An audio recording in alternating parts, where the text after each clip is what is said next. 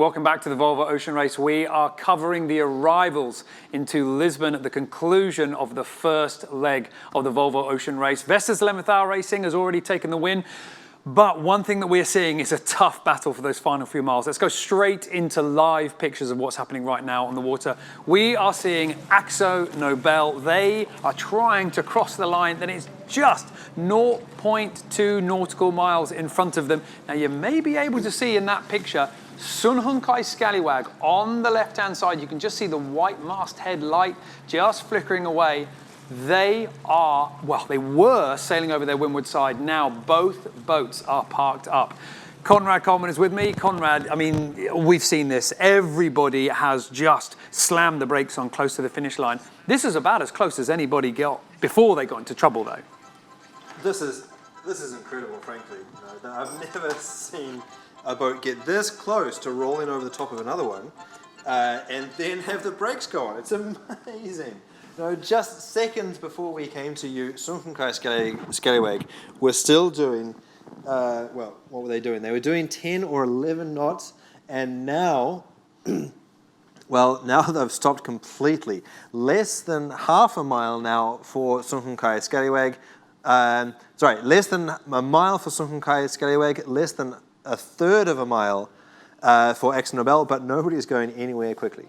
Well, nobody is going to get over this finish line in the next few seconds. So while we've got a little minute, let's take a look back at what was happening earlier on the dockside as some of the other teams reached their friends and family and fans who've been waiting patiently for them to get there. Charles, difficult race, difficult first leg. Yes, very difficult, very complicated, I think, for everybody. The weather was very difficult, very different from the weather forecast, and quite difficult, but very interesting and a lot of fun. Okay, and Pascal, you two are still friends. Difficult race, must have been a lot of difficult decision making. You're still smiling. In France, we say when we play bad in soccer, but we win. It's life, it's like that, but we have to take 3 points, so it's okay. So we have to take 3 points, so it's okay. Very good, you've won ugly, I think is the expression in English. But well done, congratulations, and not a perfect start, but okay. Perfect start, just after Mediterranean for us this year is not really good because we are, I think, quite bad. And we catch a few things also with the boat, so already it's been, and we catch, I think, a very big fish in Gibraltar. And maybe I think we have to check our boat, but that's life also. And after hard work to come back, so the boat will work a lot together, very focused on speed, on performance. And meter after meter, we come back and finish third for us. It's quite okay for the first leg. Congratulations.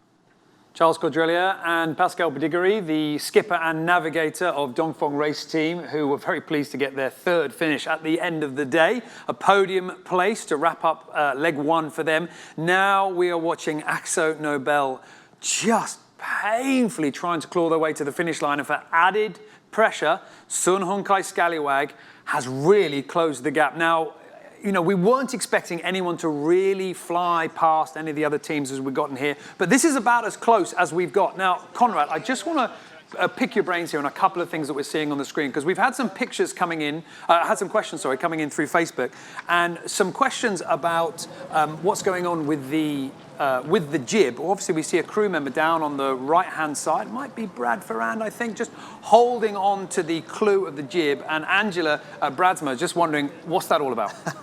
Well, that's a great image there from the onboard camera. The sun has set here in Lisbon, and so we've gone to the night camera.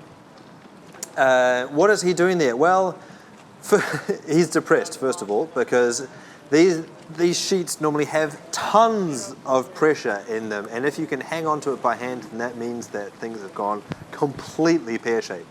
What's he doing there? Well, he's pushing it out from the side of the boat, in addition to the outrigger, it looks like, And also he's just hanging on to it, trying to keep some pressure in it as it's flopping around. We often talk about the fact that sailors are scared and frustrated and down in the Southern Ocean when it's absolutely blowing really, really strong. But actually, this might be hard to understand, but the frustration is even higher, and often the workload is even higher down in these light conditions. And so he is just struggling to hang on to that sail, keep it flat, keep it tight, and actually, hand by hand, he can be more reactive than you can with a winch. And we've had some more questions come in as well. For example, Bertil Bush, hopefully I'm pronouncing that one right, has asked about whether Axa Nobel are canting their keel. Well, I can tell you that they are canting their keel. We have a little cheeky system here that lets us peer into the ship's computer, and it's telling me that actually they're using pretty much full cant on the keel to try and get the boat to lean over. Some of you, more eagle-eyed than others, will notice that there's been a little bit of exhaust coming out the back, wet exhaust coming out. They've got the engine on in order to move the keel around. This is something that we're going to see quite a lot when the boats are in the in-port sections. I mean, Conrad, right now, for the sailors, for the teams, are they just sitting there and hoping? There's very little they can really do to make this boat go fast if the breeze doesn't play ball. With all the will in the world, there is nothing that they can physically do right now to make this boat go faster. It is literally a case of hanging on to the sheets, trying to stabilize the sail so that the little flow of wind over the sails doesn't get shaken out as the boat rocks gently on the incoming tide. It's just really a case of sitting, waiting, and hoping. They've caught a little bit of a chance here, and that is that Scallywag, which looked like they were going to just sail around them. Remember, there was earlier in the day a risk that Dongfeng race team could have done that to Mapfre. We thought just moments ago that Scallywag could have actually done that, but now everybody stopped and they are right sitting in front of the finish line. The finish line is in view. The right-hand end of the finish line, as they are going to approach it, that is the yellow mark. The other end of the finish line is a transit post on the shore. They have to sail between the two. And right now, they are just creeping down there. We've been talking a little bit about the current in the river. At the moment, it's different from what we saw earlier on this evening. It's now helping the teams across the line. And you could argue that it is the only thing that is actually carrying Axa Nobel across the finish line. One question that we had come in from John Olsen: have we ever seen the Volvo Ocean teams using an anchor to stop the boats from drifting backwards? Yes, tonight. Vestas 11th Hour Racing used an anchor earlier on. So it is an option, and we have seen it. But Axa Nobel, they want that tide, that current, they want it helping them. So right now, Axa Nobel are just a few moments away from crossing this finish line. And Conrad, and this is a big moment for this team, because obviously the trials and tribulations leading up to the departure, they left the dock with one less sailor than ideally they would have liked, sailing with a slightly reduced lineup of sailors. But, I mean, they really showed incredible boat speed and incredible tactical nerves as well. They really did. They were really, really impressive out on the water. They had far from ideal preparation, and in fact, they're one man down. They have been sailing in preparation with 9 all the way through the spring and the summer since they picked up their brand new boat. Now they're sailing with 8. They're sailing with 2 sailors that are new on board. They've got the core of their crew off the boat, and they have been sailing incredibly well given those circumstances. Remember, when the boats were still in the Mediterranean, they sailed an incredibly tactical, courageous race. Oh, well, it looks like that was the person I was about to talk about. Their stand-in navigator, he stepped up to the plate when Jules stepped off, and they have been sailing incredibly well together. These Simeon Tienpont had the opportunity to put together a very strong team. Doesn't quite resemble that at the moment, but despite that, they have sailed this out of their skins. Really, that they could have come last given the challenges that they faced before the start line, and they have always been in the top 3. They've just slipped out of that, but they have defended their 4th position and they should be incredibly proud of that. Amazingly proud, and you can just see why they're congratulating each other on board, as well as waiting for the congratulations from the shore, because, as you say, this was a team that, well, you know, if you're looking at it just in terms of statistics, they're sailing with one less sailor. That's physically tough. But in the first half of this race, them and Vestas 11th Hour Racing set the pace for everybody else to follow. It was only really in the last sort of day and a half that they started just to fall off against the other teams. Now, we can just see Simeon Teampoint, the skipper on board. He's just put on the headset, so I'm hoping that we will be able to talk to him live. Yeah, we're trying to dial into... Oh, Simeon, can you hear me? Yes, I hear you loud and clear. Simeon, wonderful to hear you, wonderful to welcome you into Lisbon. I mean, a fantastic performance for you guys. Yeah, no, I'm unbelievable proud of the guys on board. I mean, I cannot tell them enough during the whole leg how proud I am of them. You know, I mean, we didn't, after all the detailed preparation we made in the last couple of months, we had a bit of a storm and probably the worst preparation you can ever have as a crew. But we all got on there, and it was a full street fight mentality. And my compliments to all the sailors. I mean, the team morale was so high. We enjoyed with each other, and yeah, we sailed our socks off. You know, even that we were one man short, it was really tough. But we are very content with a fourth place. And we've been seeing so many photos and videos coming off the boat of smiling crew members. You know, has that atmosphere, has it been on a high the whole way round? Yeah, absolutely. I mean, from the start, once we were out there, and I told everyone, like, you know, it's a bit of an unrealistic situation, but, you know, we're on the water, we were in a fantastic race, and the biggest thing is, in these moments, you need to enjoy it, and we need to enjoy it with each other. We know we have a fast boat, and everyone had to step up a bit, and everyone did. You know, it was just fantastic, and even that as a crew, sometimes here and there, we didn't sail the perfect race. You know, we had some beginner mistakes here and there as a new crew sailing together. But then on the other hand, we had fantastic moments, and we were really in the groove, and yeah, and even how we got still so close with Dongfeng, you know, with one trimmer helmsman less over the last 48 hours. I mean, absolute compliment to the guys. They are fantastic. They did such a fantastic job. And Ross Monson as well, you know, somebody that jumped on board your team. I mean, he's a name that is just buzzing around the office at the moment because some bold tactical calls that really paid off. Yeah, no, well, I'm not sure if it's bold. Happily, I knew the name already for many years. So when I started this program, you know, we tried to get him involved once we were setting up the performance side straight away. And happily, he was always there by our side to do all the preparation for the legs on navigation, but also performance. And yeah, somehow we tried to play it real simple as well. You know, we sort of had to, and yeah, we had a good groove, and sort of we both ran a watch, and yeah, and Ross has been yeah, just down to earth and seeing it all, what was happening, and yeah, fantastic. Like, he did such a fantastic job, and yeah, really, again, you know, really proud of Ross, but also everyone on deck who just makes it happen. You know, one thing is the call, but also to keep the boat going, and yeah, it's good job, you know, for where we came from. I think it's a pity it's not a podium, but that would have been over the moon. But with a fourth place, we're unbelievable happy. And Simeon, we've got a lot of fans watching. Could you please, for the Dutch fans, could you please just sum it all up in Dutch, please? Oké, in het Nederlands. Ja, nee, net gefinished hier in Lissabon. Nerve-breaking met geen wind. En net achter Dongfeng. Het was nog hard strijden voor een derde plaats, maar het werd vierde. Maar ongelooflijk trots, vooral op de bemanning.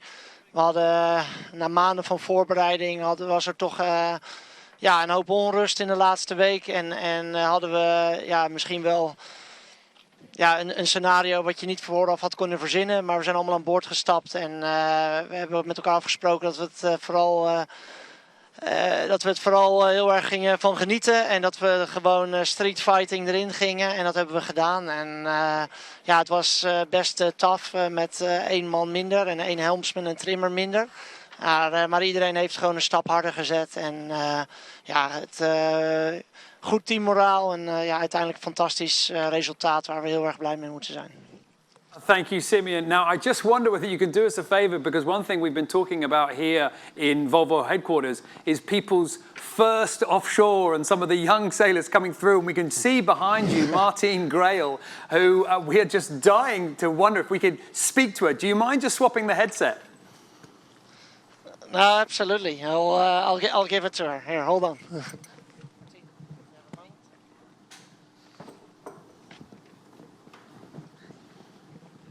Where am I talking to?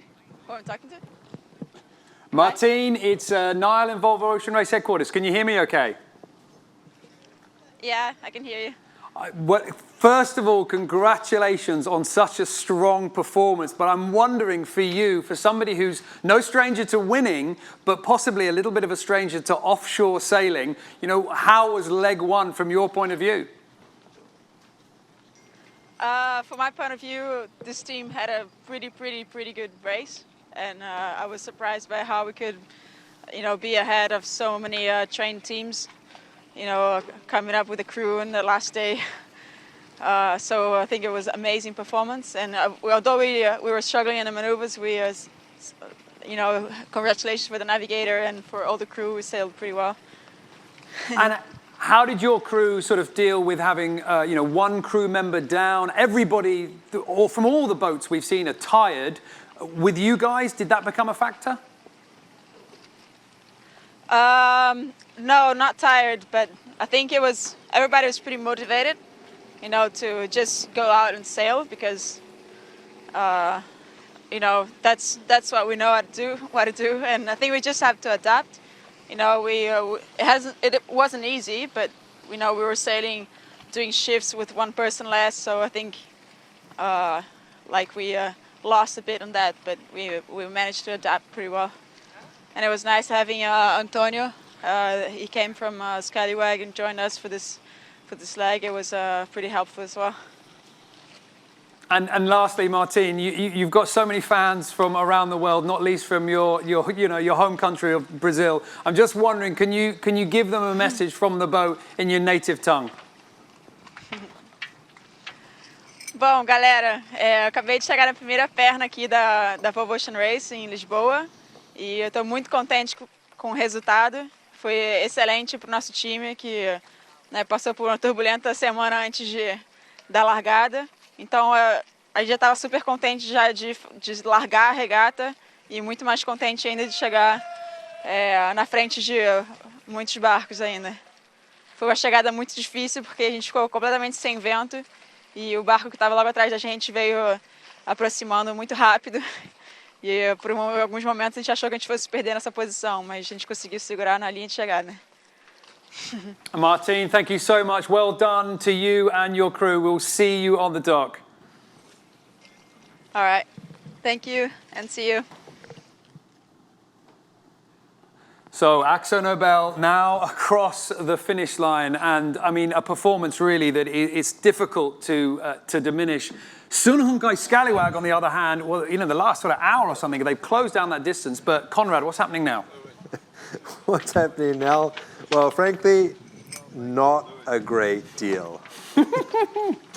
Sorry, do you want me to go further with that? You just can't sell it, can you? You can't sell it. I mean, what Conrad's talking about is what you're basically seeing right now. Everybody has suffered just off the line with the breeze up the river. It's been punishing. It's been punishing. And I think that the Scallywags, as skipper David Witt likes to call themselves, well, they may be having a moment of reflection there. You can see that they're surrounded by the chase boats, one with the blue flashing light just behind them. And they have actually furled up their sail. I don't know if that means that they have a problem or if they've already broken out the barbie, or just what's going on there. Maybe they're just hoping to sit there and get pushed along by the incoming tide. It's a valid option because the sails that we saw deployed on Axa Nobel were frankly not doing that much. It was just the tide that brought them across the line. So that may be what these guys in Annemiek Bes are waiting for. It's going to be interesting to ask that question to David. What on earth are you doing there with no sails up? But frankly, there's not much going on. I think you're absolutely right. If there's no breeze to fill the sails, there's just drag. You might as well get them out of the way. And I think, their tactic is exactly what you described. It is just current. I mean, it's important to point out here that you can see the masthead code 0, the sail that they were using before, furled up on the front. Behind that sail, going from the deck to the mast, there are a whole bunch of wires, forestays, things like that. So really that sail, if the breeze is constantly changing side from one side to another side, you have to furl it to get it out of the way. Get it out of the way or risk damage. And that's what the key thing is here, is that if they're not under threat from behind, Axa Nobel has already crossed the line and got the points in the bag. Nothing is really going to change here. I wasn't being sarcastic when I said there wasn't much going on. It's just the reality, that there's no point at putting these valuable sails, and I can't say this enough. They've only got a really small number to get them all the way around the world. Maybe they're just protecting their valuable assets here. Well, speaking of valuable assets, we've had a question about something that we're seeing on some of the boats here. So while we're just waiting for Scallywag to close down the final 0.2 miles to the finish line, one of the questions that was sent in from Ben Daniels is about the yellow appendage on the back. Now, this is something that you're quite fascinated about. Briefly, what is it? What is it for? Well, it's not actually an appendage, and the reason I'll just clear that up. The appendages officially on board the boat are the 2 dagger boards, the 2 rudders, which are painted orange, and the keel, and obviously the bulb. So all of that is orange. The yellow bit at the back is actually a hydro generator. Now, this is not made with hydrogen. It's not going to blow up. What it is it's a generator with a little propeller on the back of it, and where you can see it installed on the back of the boat there is it actually rotates and it flops down into the water, and then its little propeller spins around with the force of the water that's rushing underneath the hull. And so I've actually used these in my races around the world, and in a race called the Barcelona World Race, which I participated in 2014, I went almost all the way around the world using just that to generate the electricity on the boat. The only reason that we turned the engine on in that race was to dry our socks, and then I went one better using the same kind of principle just this past winter when I completed the Vendée Globe all the way around the world without stopping, using just clean energy provided by the same kind of system. So this is incredibly powerful, and it's an innovation for this time in the Volvo Ocean race, and it's a first step towards reducing the amount of the amount of diesel that these boats consume as they go there around the world. And just one of the bits of technology really that the Volvo Ocean race is sort of spearheading and trialing and sort of helping get the industry sort of developed. So we'll be seeing more of that hydro generator later on in this edition, but certainly in the future as well. And right now, we are seeing a familiar sight. Sunhunkai Scallywag trying desperately to cross the finish line. The only thing that's really taken towards it at the moment is the current, is the tide. It was pushing the teams away from the finish line. Now, by the time that David Witt has got down here, so now finally the current has turned and it's just helping them across. Now, Conrad, this team, David Witt and his Scallywag crew, they're a team that is, as best described, as very close-knit, very tight team indeed. And they've certainly been pretty entertaining for us monitoring the action at race headquarters. That's right. You can't go wrong with a little bit of Aussie wit there, and David Witt is a great example. Never doubt what exactly is going through his mind. He's always there to give exactly what's going on. Unvarnished truth is the way that he gets through the day. It makes for pretty entertaining stuff. And you were talking about his band of brothers. Now, when they announced, they sort of ruffled a few feathers actually, because they said that they didn't want to take any women on board, that he only wanted to sail with the guys that he had been sailing with for years and years and years. Remember, this is a guy who, as a crew member, has sailed 20 Sydney Hobart races. So clearly he has got a lot of people that he sailed with over the years, but he's always had a key core. And when he came out of the blocks, said he wanted to do this race, he just wanted to take those guys with him.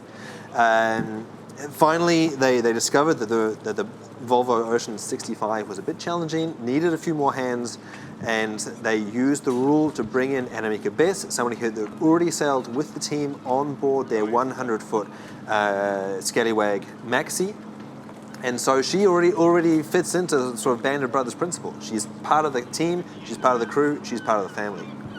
Oh no, one thing, Conrad, because you're winding the clock back nicely, and I wonder whether I could get you to take a look at this leg, because we're watching these boats here and it all looks quite sedentary and sort of processional at this point. But actually, this leg has been pretty jam-packed.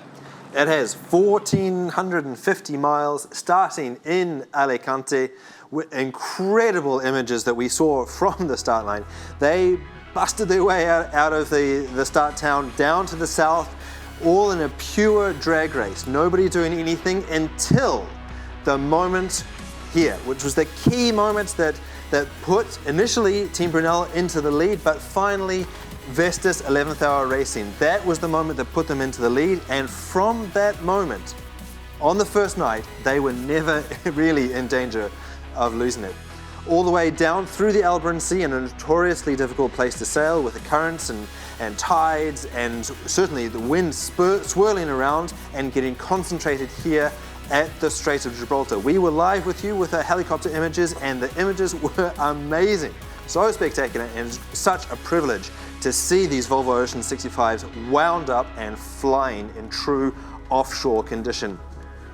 Heading out towards the Cabo San Vicente, at the bottom corner of Portugal, again, Vestas 11th Hour Racing were in the lead, not really challenged too from behind, a 6-mile lead back to Matt Frey or AkzoNobel, as they finally get through the light conditions around Port Santos and then into a charging downwind condition. This is what we saw from them at Gibraltar, and they were able to perform again in the strong conditions. Finally going around the waypoint that we added into the waypoint, into the course to lengthen the course out. Di Cafari had a few words to say about that. She wasn't too pleased that the leg was extended. Anyway, they were off on a reach here, and then finally ended up tacking upwind in light conditions in the middle of a ridge, and then finally beelining it here to Lisbon. On a reach and then finally upwind until Vestas 11th Hour Racing made it around the TSS, and then, well, the wheels came off. They got stuck in a wind hole and allowed Matt Frey to close up behind them, and that's what led to the exciting finish that we had earlier today. It was an exciting finish earlier today because it had some real risk of actually reshuffling a couple of the places. Sun Hung-kai Scallywag earlier looked like they were going to get the better of Axa Nobel. It didn't quite happen, but the voice that you can hear now is David Witt, the skipper of Sun Hung-kai Scallywag, and if you've been following the Volvo Ocean race, you do not need me to explain just how energetic a character he is. Now, there seems to be a little bit of action going on here. In fact, we are seeing, is that, I'm not sure exactly which crew member that is, just getting changed into a wetsuit, it looks like here. Conrad and me, we're just peering into the screen at the moment to try and work out. We think it's Luke Parkinson getting himself changed. We know that from the telemetry data that's coming in off the boat, we know that they're experiencing no breeze at all. Their speed is 0, and it looks like it's going to be the anchor, Conrad. The anchor is it. A little bit surprised to see Luke Parkinson getting into his swimmer of the watch gear, or they always have a wetsuit and swimming gear. Let's just listen in and see what's going on.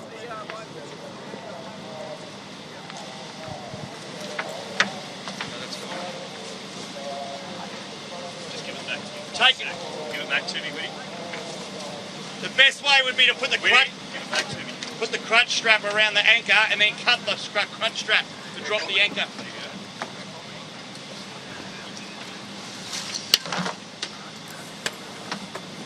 Phil, we're about to put a guy in the water here. Make sure no one runs over him, okay? Yeah. Yeah, I do. It looks like they've been brought north, and maybe they're concerned about going aground if they're not already. I'm a little bit confused as to what they're doing with their life jackets there. Take it off, mate. Not using it, take it off.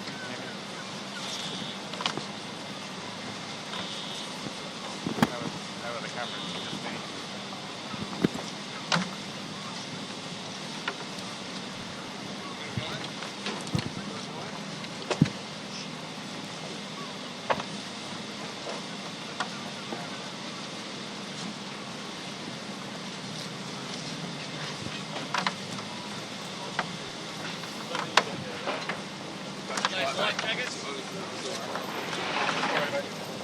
Yep. Do you want us to?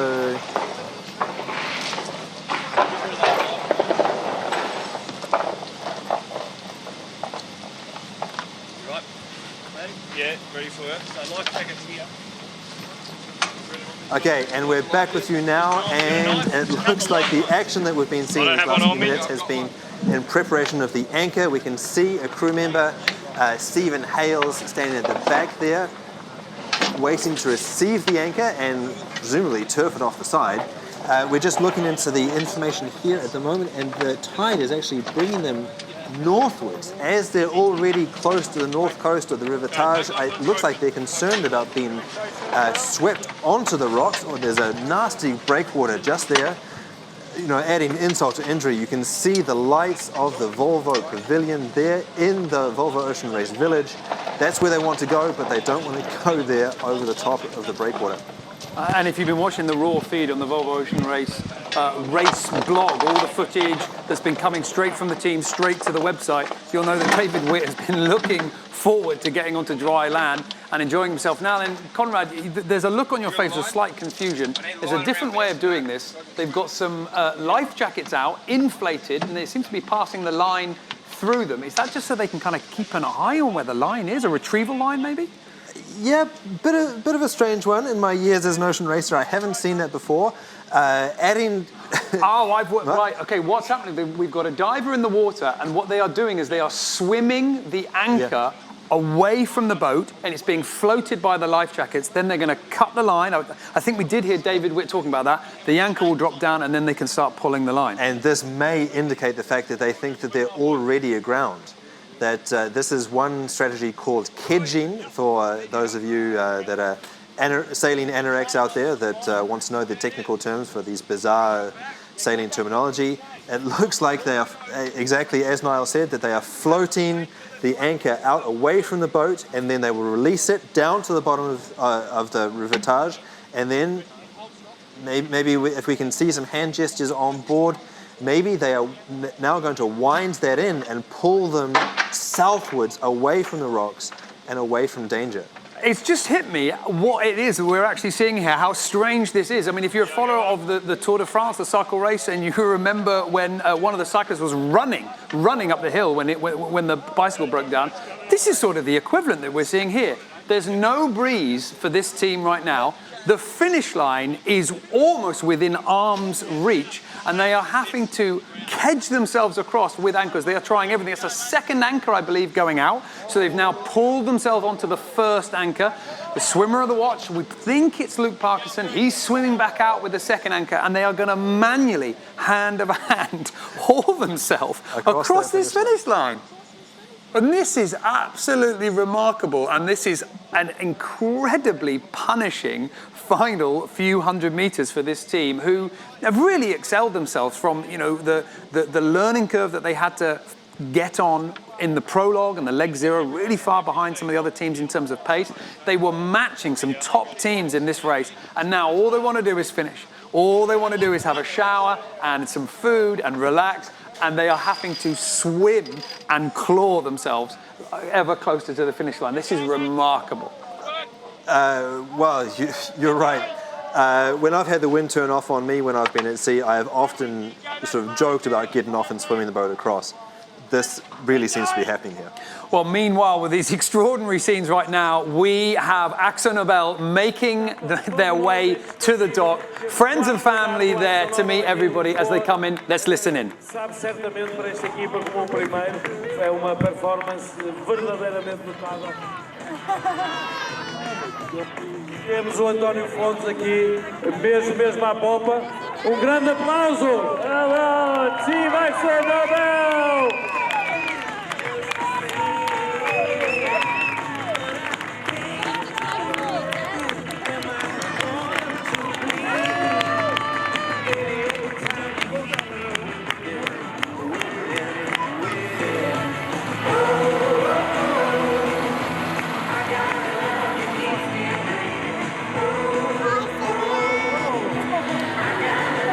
E para o António não vai nada, não vai nada, não vai nada!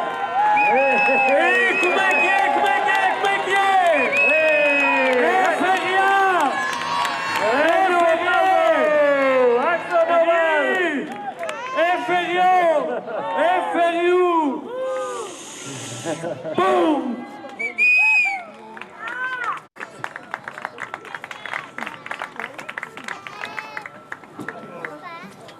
Well, amazing result for them, a very difficult race, a difficult start, and they have come out with flying colours. Very appropriately looking very beautiful with their paints, their paintwork, and Axa Nobel have painted all of the boats in the Volvo Ocean Race fleet. And we're going to get a few words with the crew and the skipper.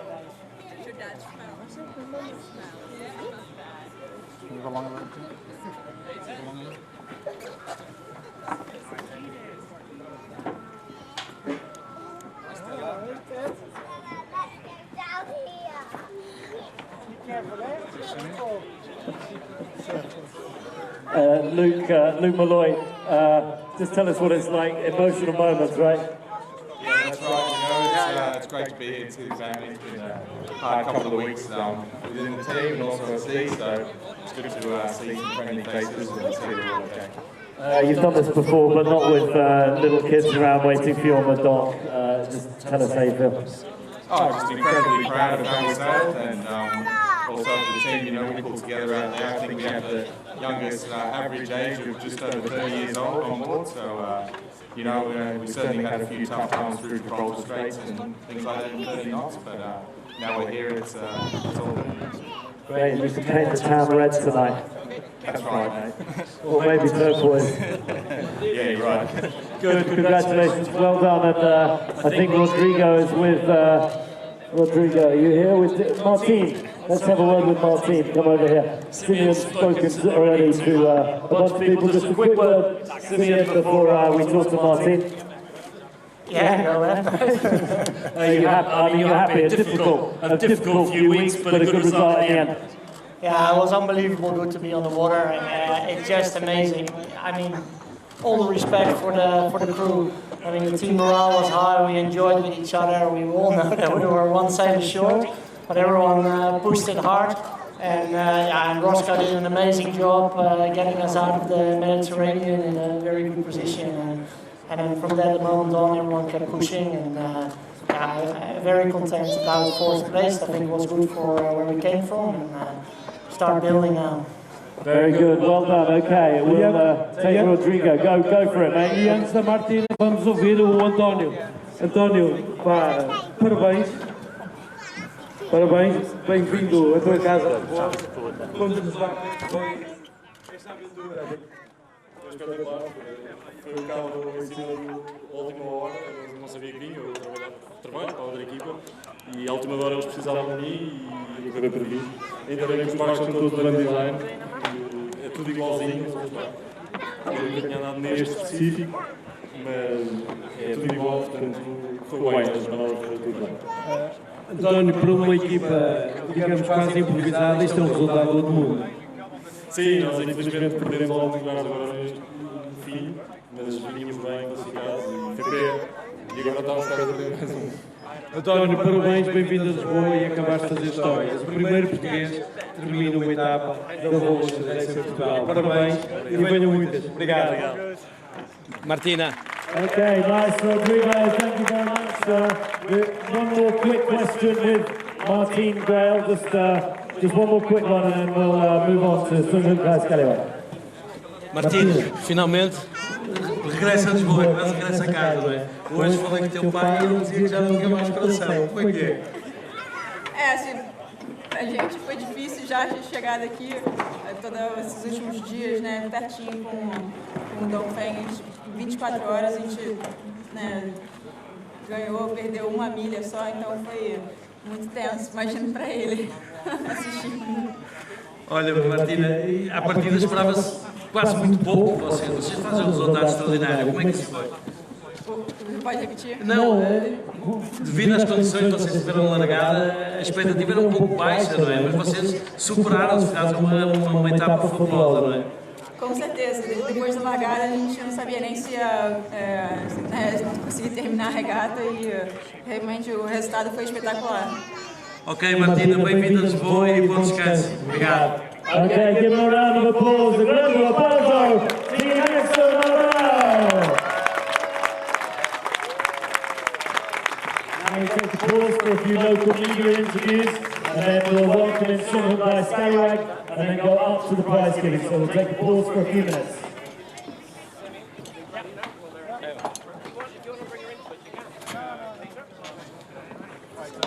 Sure, and I'm sure very relieved to be leaving behind the bizarre scenes that we're seeing out on the racecourse at the moment at the conclusion of leg 1 of the Volvo Ocean Race. If you've been with us this evening, you'll know that all the teams have been facing some hardship getting across that line. Vestas, 11th Hour Racing, who ultimately won leg 1 with a huge, healthy lead, but still struggled to find consistency in the breeze, and it's just grown from there. Now, earlier on, we saw Scallywag in real difficulty, and it's certainly been a leg that has been a real challenge. But now, Axa Nobel back on the dock. So let's take a look at some of the key moments from leg 1. You make me feel so good. You make me feel so good. I got the love for you. Got the love for you. It's been a turbulent week, but I'm happy to be here. Very proud, you know. I mean, this race is about the best sailing in the world, and I feel very happy that I can be part of that for Team Axa Nobel.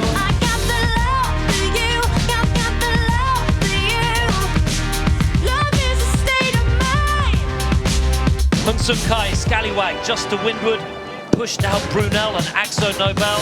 I came to rock right now. Best believe we all gonna get down. Yes, I am internationally known, and I can rap on everybody cause I'm on it. Jump on it, tell the knees I've been had 5 on it. Putting the game and everyone on full notice. Coming off force and only that's not a warning.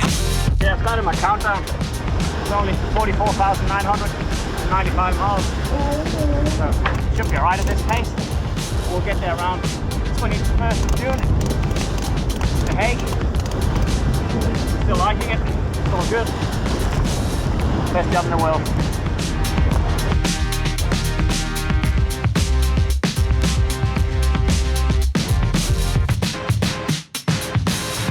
And all of a sudden, Simeon ran out to me and asked me if I want to do the leg.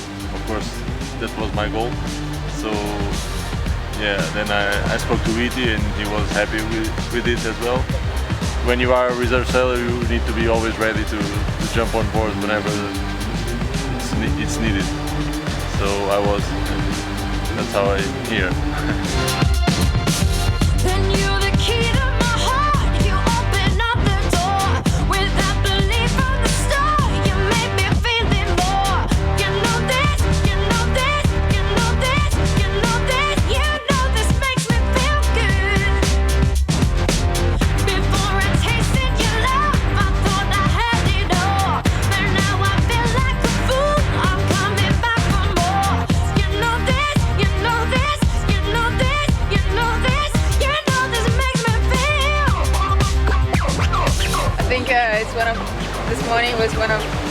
those moments that you think that's why I do this. It was a pretty nice downwind, like full on surfing waves. It was pretty good.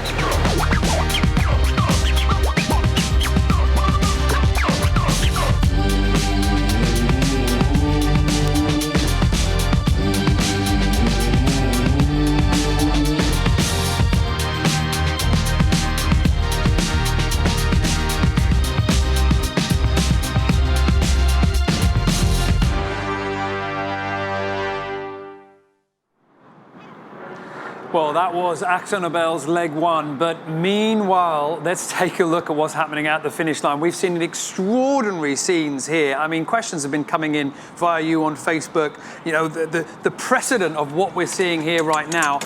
What we're watching is kedging, and Conrad, you know, is going to talk us through it. I mean, this is something that's rare, and it only really happens when you're up against it and you've run out of all options. Well, yes, you're exactly right. It's interesting to see them here on the bow, and it looks like they've actually recovered their life rafts, their life jackets. They were using as a float to float out the, or maybe they're just resetting and they're ready to go again. If we can go to my telestrator, I'd like to explain a little bit about what I'm seeing here. Let me give it a go if I can explain exactly what's going on. All right, so there's the boat. It looks a little bit like Conrad's finger painting, but here we go. Basically, what we saw when we had a swimmer in the water is that they were swimming an anchor sort of out here using the floats to float the anchor. Then they dropped it off, and then this line became taut, and they put that around a winch and then piled everybody on the pumps. And let's go back to the images. And then they can both use that as a fixed point to save the boat from being washed up on the rocks, but also to pull them up towards that anchor. Now, I think we saw 2 anchors in play, and so it looked like they were throwing one, swimming it out using the floats, and it looks like that's what they may be doing again. It's hard to know. So they swim it out, drop it off, and then pull the boat up to that one. Simultaneously, they were preparing another one, swimming it out, dropping it off, and then pulling it up to that second one. So that allows them to get the boat away from danger and into the clear. However, if we go to the rules of world sailing, my thought is that they're not actually allowed to make the boat advance down the race course in this manner, so they can really just save themselves rather than actually pulling themselves across the line. This is a really interesting one. We're getting some questions, you know, from you guys watching here, but also from many people in the office as well, about the legality of what we're seeing. And kedging, Conrad, is something that we see quite a lot. But the thing that's interesting is a swimmer in the water. And as you were referencing the rules just a moment ago, it is can somebody get into the water? Can someone swim? Well, yes, they can. But if the boat is in danger and they're there to help it, or if they're there to help a person who's fallen overboard, the question is that what we're seeing there? Were they in danger? Were they going to run aground? So I think there'll be some questions about this for a while afterwards. It's certainly unprecedented either way. It is. You know, it's relatively standard in offshore racing, the idea of throwing the anchor and then letting the boat fall back against the current and sit in an idle position. The question here is what they're doing with 2, and if they're trying to use it as a means of propulsion, and indeed the swimmer in the water. Potentially, the race director may have a bit of chat with skipper David Witt at the conclusion of this race and see exactly whether they thought that they were doing it for a performance gain or whether they were trying to do it to save the boat. And important to point out, just for anybody watching here, about the rules, as the Volvo Ocean Race is a special event with world sailing, the Volvo Ocean Race is allowed to tweak some of the rules to sort of best suit the offshore nature of it. So we're a little bit curious as to exactly where the rule falls with this, and we're going to be talking to some people who are a lot more dialed into the letter of the law than we are.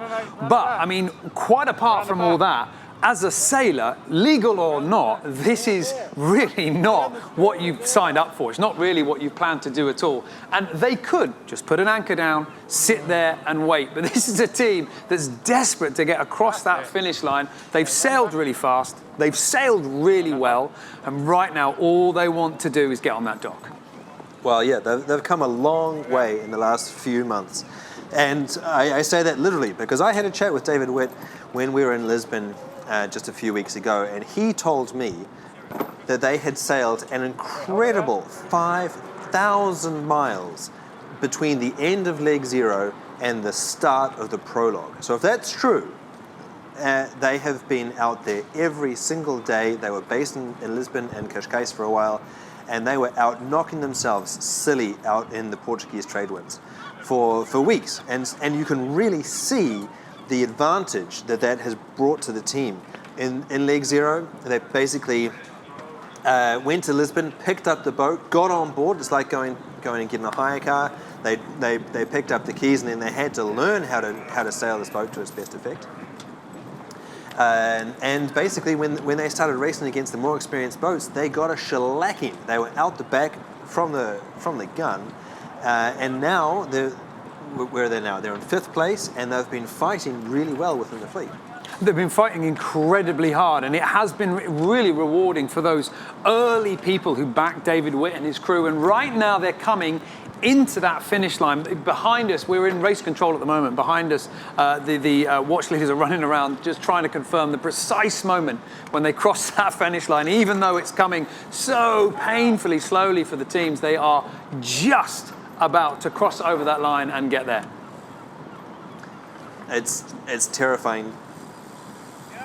So we are going to be back in just a couple of moments here in Volvo Ocean Race headquarters. We will be back in just a few minutes as Sun Hunkai Scallywag finishes leg 1.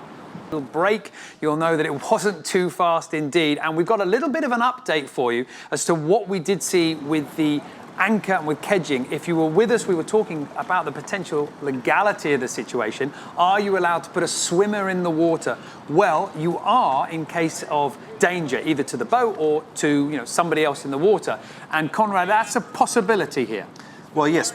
In the break when the computer crashed, we had the opportunity to have another look at the charts and the tracker, and we calculated the tidal height and all of this sort of geeky stuff. But basically, it boils down to the fact that we think that they 95% of the chance ran aground and probably hit the keel, their precious keel, on the rocks right next to the race village.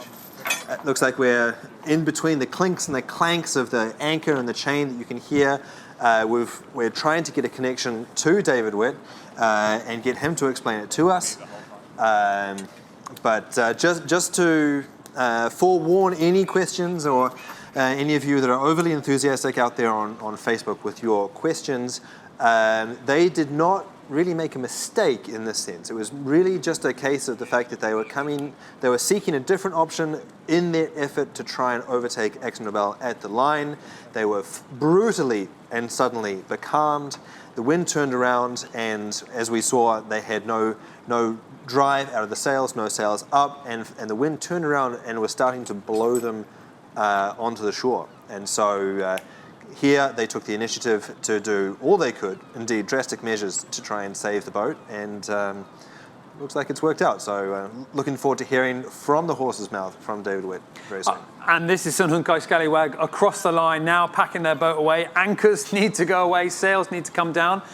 But let's have a look at what we know so far about the results and the scores from the boats that have finished already leg 1. Vestas 11th hour racing earlier on this evening. This is provisional results, we should say, but they pick up the 7 points for winning plus the bonus point as well. So they've got 8. Mafre in second takes 6. Dongfeng Race Team next, then Team Axa Nobel, and Team Sun Hunkai Scallywag taking 3 points, as we've just seen across the line. Now, it's points, and that goes into the leaderboard, but one reason why we're keeping an eye on their elapsed time is when all the elapsed times get added together, the person with the team with the lowest elapsed time, another bonus point as well. So if you were with us before, we were talking a little bit about the points. There's a lot going on right now, but there is a battle still raging out on the water.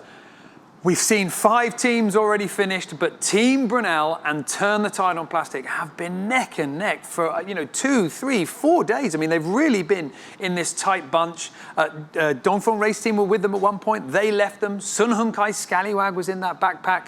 They moved clear. But now it is just turn the tide on plastic, and Team Brunel and the Dutch veteran of the Volvo Ocean Race, Bauer Becking, his 8th Volvo Ocean Race now. He is desperate to try and put in a little bit of distance between himself and Di Cafari on board Turn the Tide on Plastic. This is what's happening on board, and Conrad, much better conditions for the moment.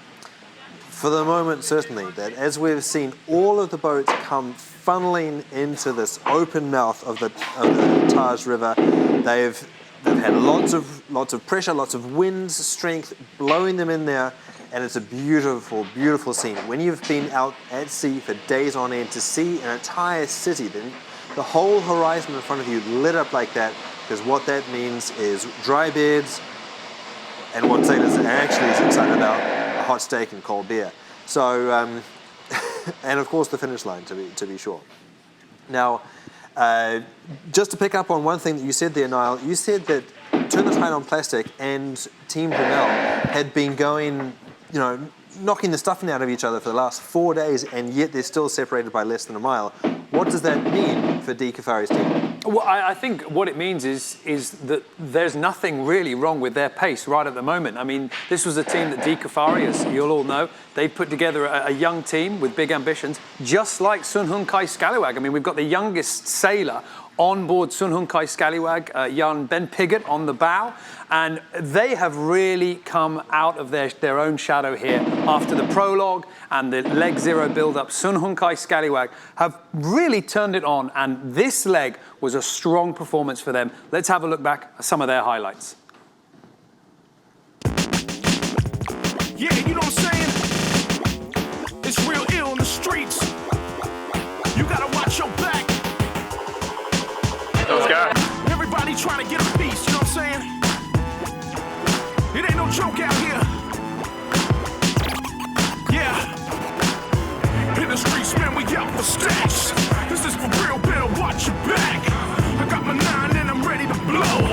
Yeah, you know how that hood go. Grimy. Hey, yo, the street is crazy and ill, huh? Better watch your back when you ride 'em for real, huh? Everybody out to get a piece of the pie, ride. For a couple 20s, they might cut out your eye tonight. Give me what you got, sucker, ain't that your ride? Let me see your keys, what you got up inside. Sharks eating sharks in this world of hate. And if you really know what's good, you can pack up and skate. Jungle or concrete. In the streets, man, we out for stacks. This is for real, better watch your back. I got my 9 and I'm ready to blow. Yeah, you know how that hood go. Grimy. In the streets, man, we out for stacks. I'm looking for a bunk sucker shack. I got my 9 and I'm ready to blow. Yeah, you know how that hood go. Ready to keep on going.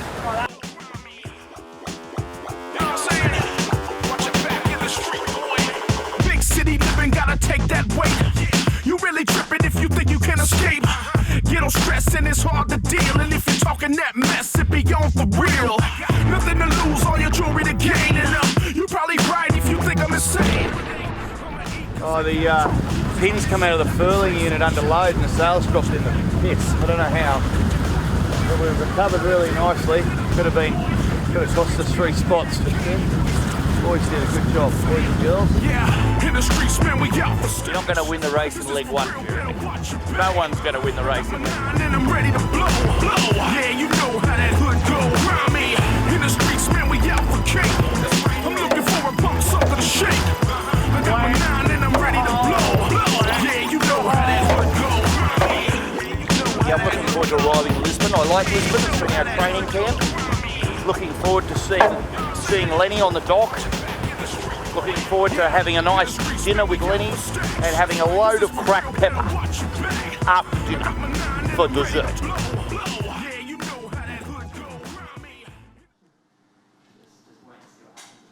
What a character is David Witt, and I'm sure he's somebody that we're going to be. You're either going to love him or you're going to hate him over this next edition of the Volvo Ocean Race. And, you know, you were saying earlier as the team was sort of approaching the finishing line, he puts everything out there. You know, he's said some things and people sort of take it negatively, other people take it positively. But one thing you've got to give this guy is he can build team morale, because that boat has been constantly giggling around the racetrack. Yeah.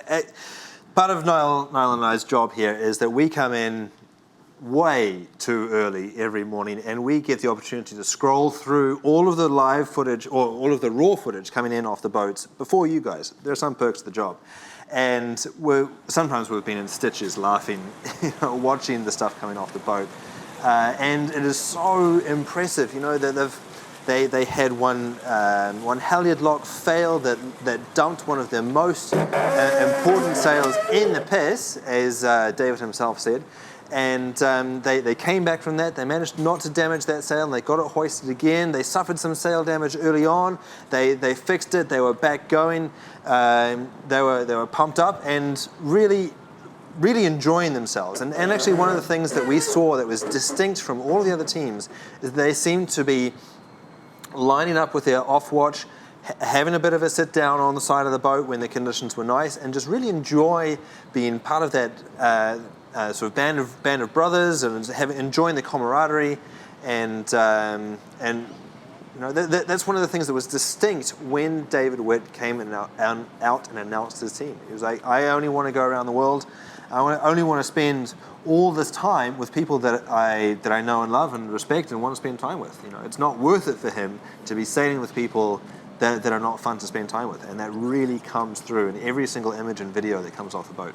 And this is a team sport. I mean, if you've got a strong team at this point, because we've got some incredible sailors with, not to downplay anybody on this boat, but with some amazing Volvo Ocean Race CVs, but maybe they've had not as much success as this team have at gelling together. And they look rock solid. When things go wrong, when things go right, they do look very much together. That's an asset. It really is. We talk a lot about how the fact that this is the toughest test of a team in professional sport. Also about the fact that this race is ridiculously long. It's 45,000 nautical miles, almost 83,000 kilometers, and it's going to be well over 150 days of sailing over the next 9 months.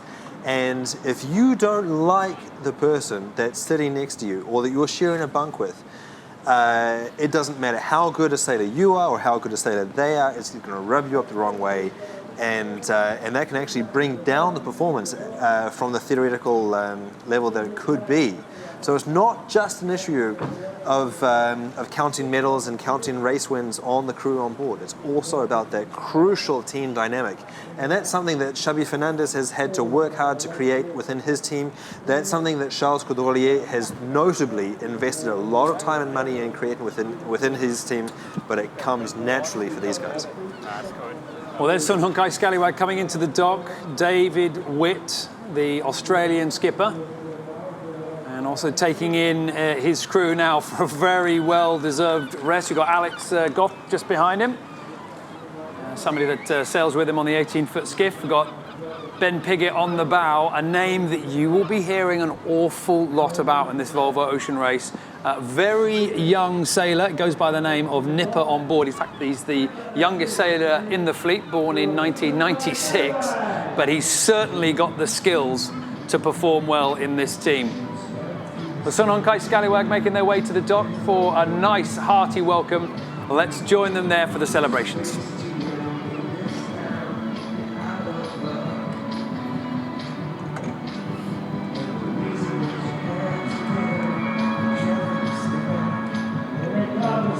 David Witt, Luke Wilkinson, Steve Hales, Alex Goff, Andy Devess, Benjamin Piggott, John Fisher, Tom Klaus. Their onboard reporter, Jeremy Grody.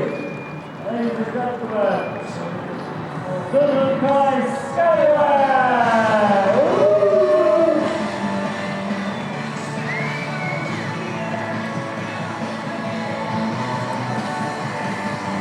Congratulations, ladies and gentlemen.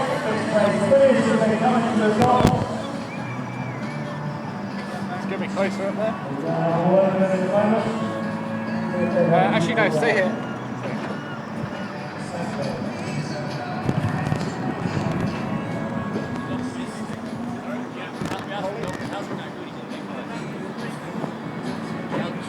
Need a dock. We need the dock for here. Can we get this dock right here? Hold it here. Try and stay in one spot. Is that here? Good.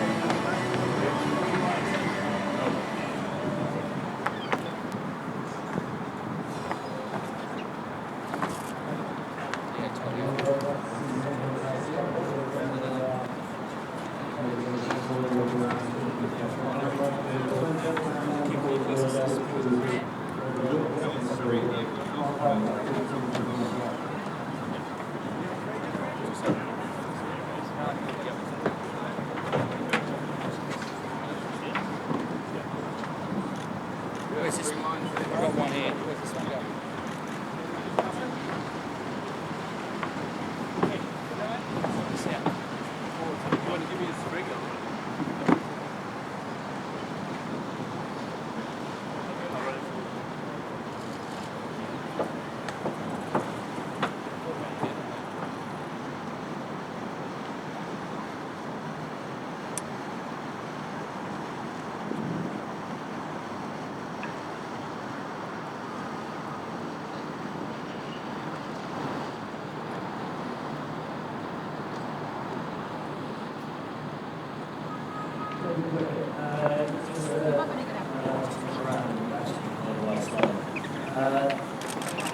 Just seemed pretty good.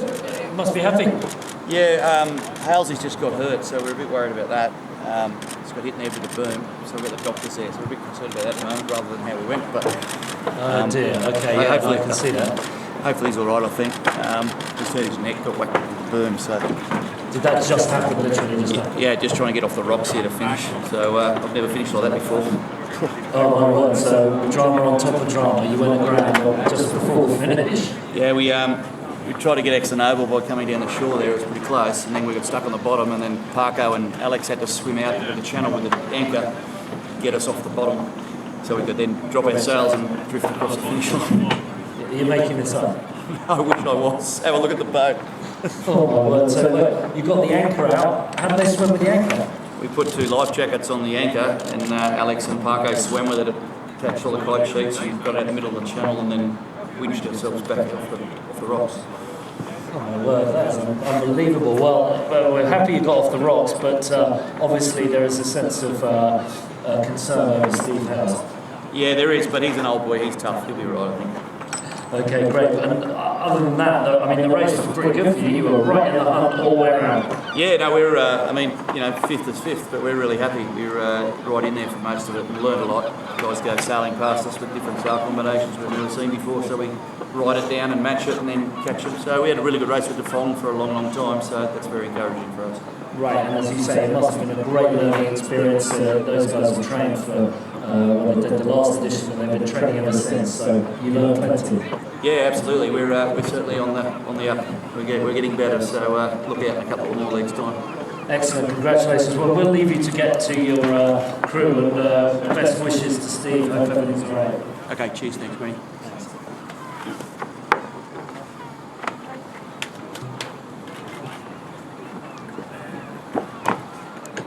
Okay, we're going to give a moment for the local media here, and we're going to make sure the doctor's all right.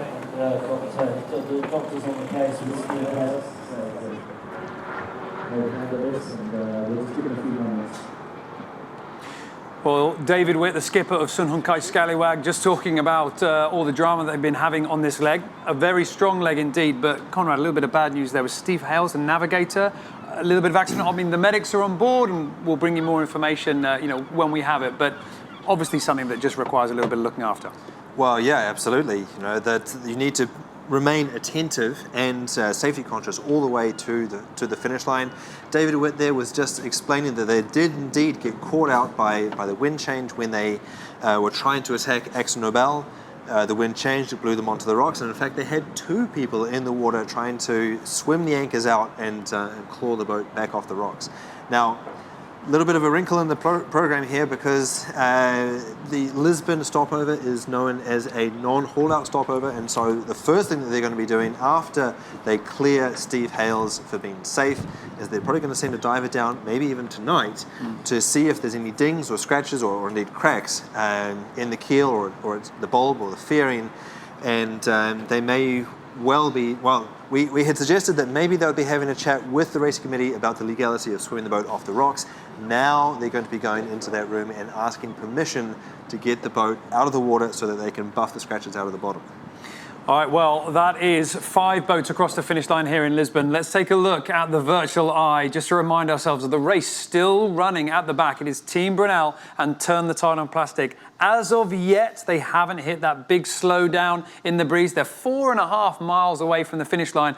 But as we've seen, every boat has faced their own personal challenge just to close down that last half mile. We're going to take a little bit of a break now, but we will be back with you live as these two teams finish leg one.